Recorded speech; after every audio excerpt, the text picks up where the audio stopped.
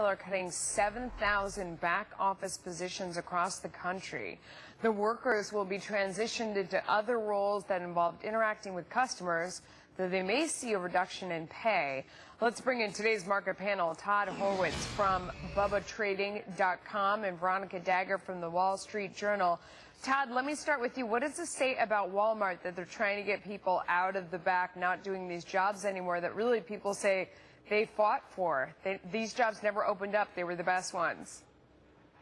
Hi, Melissa. Listen, the first thing that they're doing is they're cutting back on payroll. They're trying to compete with Amazon. So they're going to take away from the high-paying jobs that they're no longer going to need, because what they're going to end up with is just distribution centers and low-paid employees versus the higher-paying employees.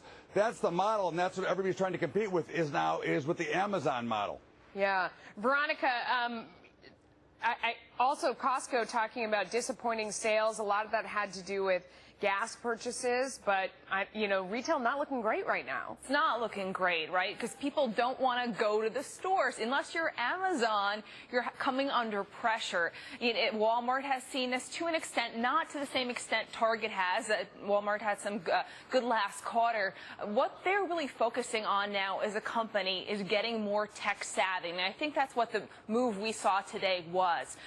More automation in the stores. We're seeing things like Walmart Pay expanding. We're seeing more and more companies getting automated to cut those costs because they have had higher wage costs to deal with, and that's put pressure on the bottom line. Okay, let's move to Tesla, which is now being labeled a cash incinerator by some analysts, particularly as it prepares to link up with its sister cash burner, Solar City. Both stocks getting hammered today after a report that a $422 million payment to Tesla bondholders, well, that's not enough. It's in the third quarter, but it's going to have to be supplemented by even more borrowing just to make the Solar City deal work. So, Todd, I'm wondering if Elon Musk has bit off more than he can chew with his Solar City deal. You know, Elon Musk is a genius, and he is unbelievable, but when you have to stop using other people's money, which he was using, which is how he built this Tesla and Solar City empire, by getting tax credits from California and from the governments to build these.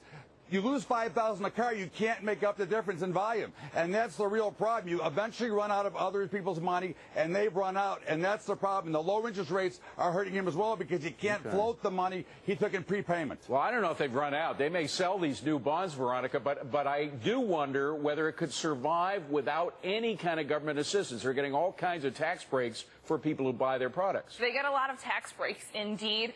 If this deal doesn't come through between those two companies, Solar City is going to have some soul searching to do. Are they going to be able to survive on their own? There's a big question in this deal also.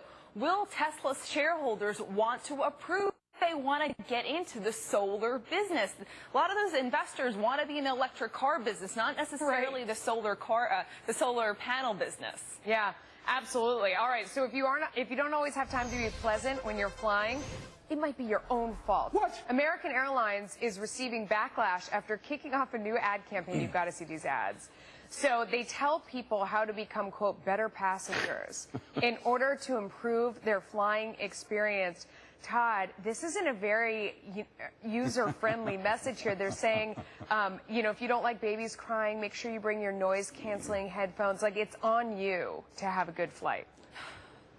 One of the problems when you only have two or three major airlines that take the load, they've got a monopoly, and they can basically tell you to go scratch when they want you to do something. And I think the message that they're sending is the same they always send. They really don't care about what you think, because there's a big line waiting. They make all the money, they control the prices, and they have really no real competition. Yeah. So they're going to continue to run like that. They don't care about customer service. Veronica, they say always upbeat. Great flyers make the best of their situation no matter where they are sitting. Sounds like a lecture. Seriously. Like, thanks, really?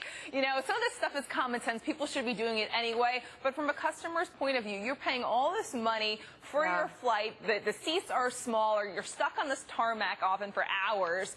This is not going to fly well. It's great. And they're spending their money playing these ads. That's what I don't get. All right, Lululemon now out.